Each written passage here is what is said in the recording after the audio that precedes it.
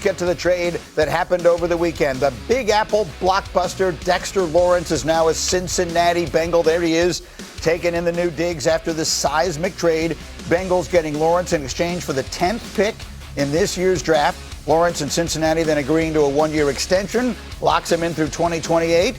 And here he is talking about his motivation to perform at an all-time high. They wanted me here, and they appreciated the work that I put in over the last 7 seasons. And, I appreciate that to them. And I'm going to do everything I can to, show them that they didn't waste it. And I'm excited. I got a fire in me that I ain't never had this fire before. Okay, so it's a fascinating trade. Adam Schefter, I want to do both sides of it one at a time. Let's start with the Cincinnati side of it. It's a lot to give up, the 10th pick in the draft for Dexter Lawrence. Take us through it.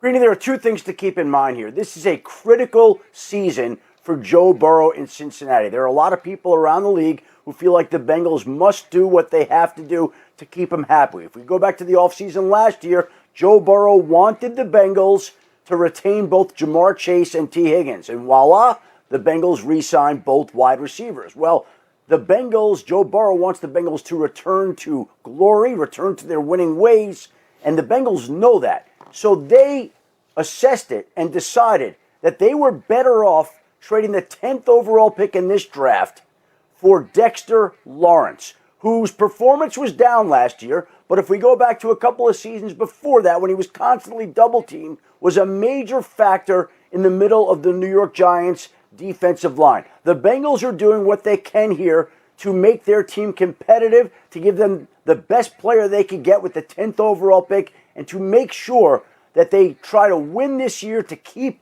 Joe Burrow happy. Because one of the biggest questions entering the 2026 NFL season will be how this Cincinnati team performs and how it impacts Joe Burrow's thinking in terms of his long-term plans in Cincinnati. If there's another season that goes south, it's hard to imagine that Joe Burrow would be particularly pleased with that, and that who knows what questions could arise after that. And that's why the Bengals went out and made this move for immediate action right now. Okay, so that's an incredibly important point. Dan, you also brought up an interesting note in our meeting this morning about the division and the way they view it. The Bengals perceive the division as gettable. They are literally the only team in their division that didn't change head coaches this offseason. So they're looking at the Steelers, Ravens, and Browns as teams in transition to a greater extent than they are. They've had a playoff caliber offense, some believe a Super Bowl caliber offense, the last couple of years. They've been done in by their defense. So the way they've operated this offseason has been to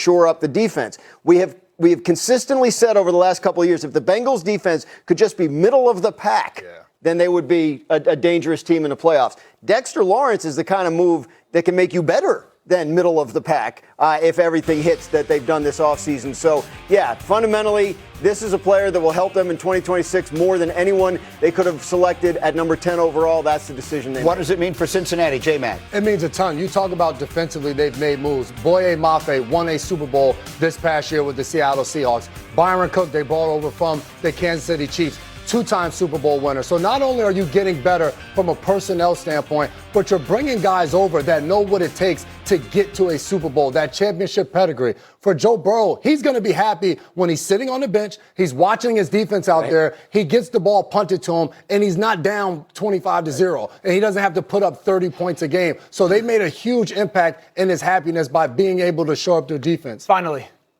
Cincinnati's all in. Finally. This is abnormal for this organization. I've been very critical of them. You got to tip your hat to them. They are going all in. Now the pressure immediately goes to Joe. And I agree with Shefty in regards to the question mark of the future. And, Cincinnati's got to prove itself. No bigger fan and champion of Joe Burrow than me. A lot's on him now. He's got to stay healthy. He's got to perform at a high level. They have committed a ton of money to the guys that he wanted, rightfully so. They have not drafted a defensive pro bowler. Actually, they've drafted one defensive pro bowler since 2010. Okay, that's Jesse Bates. They have now spent more money in the last in free agency in the last 5 years. It's on Joe now to go get this done, and it's on Joe to stay healthy. And so now let's do the other side of this. Shefty, the New York Giants now have the 5th and 10th picks in this year's draft. Fascinating in John Harbaugh's first year. Take us through it.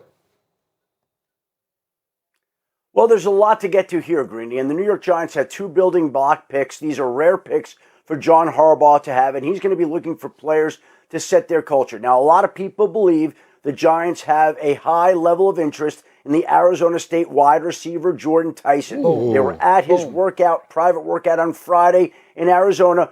The question would be, if they don't take him at 5, will he be there at 10? And I think that's very much in question with the Browns picking 6, the Saints picking 8, the Chiefs picking 9. There any one of those places in which Jordan Tyson could wind up, not to mention a team trading up to get him.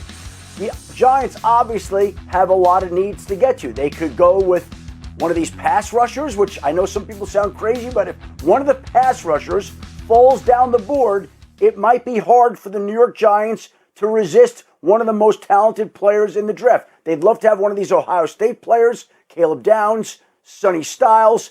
They have a need on the offensive line. There's a lot of ways that the Giants can go, but they have 2 picks in the top 10. New York teams have 25% of the top 16 picks. Too bad the draft's not in Radio City Music Hall this week, and we'll see what the Giants decide to do with those 2 key selections, Greeny. Talk to me. Yeah, look, I think a lot of people had the Giants locked in on, as Adam mentions, one of those Ohio State guys, Caleb Downs, Sonny Styles at the number 5 pick. Now you have some flexibility. If Jordan Tyson is their guy that they really, really want at wide receiver, you can take him at 5 knowing you still have 10 and you're going to get maybe a defensive cornerstone player there. Having 5 and 10 gives you a lot of flexibility. Adam said if somebody wants to trade up to get, pick Jordan Tyson, the Giants could be that team at this point. They're picking 10. You could move up from 10 a couple spots pretty easily. So what you have is the Giants sort of in control of the first half of the first round on Thursday night. Give me Jordan Tyson because I feel like I'm getting OBJ. At 5. Yeah. You think he's worth it, even with the injury question? Talent-wise, absolutely. Yes, but that isn't the question. He reminds me of OBJ. Yeah. Like these clips, when he jumps in the air, it feels like he's just levitating. Well, that is floating. Right. No, that is OBJ. But, okay, you know what I'm saying? But we're comparing the two of them. His ball tracking ability, it feels like when he bounces off the ground, he's just going higher than everybody else. His ability to kind of control his body. His tape is absolutely sensational. I know there's injuries. Yeah. I get all that. I'm aware of that.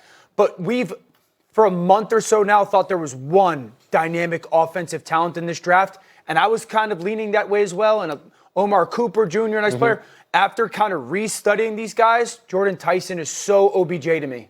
Unbelievable. For the Giants, so much of this is what's happening in the 4 picks before them. Like, where's Jeremiah Love going? Is he going, to me, for them, Adam mentioned one of the pass rushers. Is Arvell Reese there at number 5? If he is, if you're the Giants, to your point, Jordan Tyson, I love him. The OBJ comparison, great one. The hands, the ability to get open, the separation. But if Arvell Reese is there at number 5, how do you not pick him? He gives you the option of an edge rusher now to potentially what happens with Kayvon Thibodeau. On the other side of it, an off-the-ball backer, you've already brought in Edmonds to come over from Chicago. Now you have somebody to line up next to him as well. So much of this, I think we went into the draft like, the players aren't. Well, I'd say this. If the Arvell Reese player is there at 5 and you don't take him, you better be darn sure that you're going to get a dynamic weapon at 10. Right. If you're the Giants.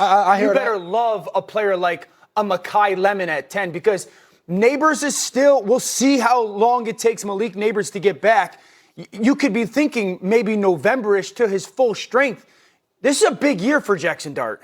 You need a dynamic player on the outside. So I know what you're thinking. You're sitting at home and you're watching, you're thinking, well, what do you mean, what if Arvell Reese falls all the way to number 5? Well, that's what we're going to get to coming up next because we're talking about the power of love. Could Jeremiah go as high as number 3 in this draft? We have brand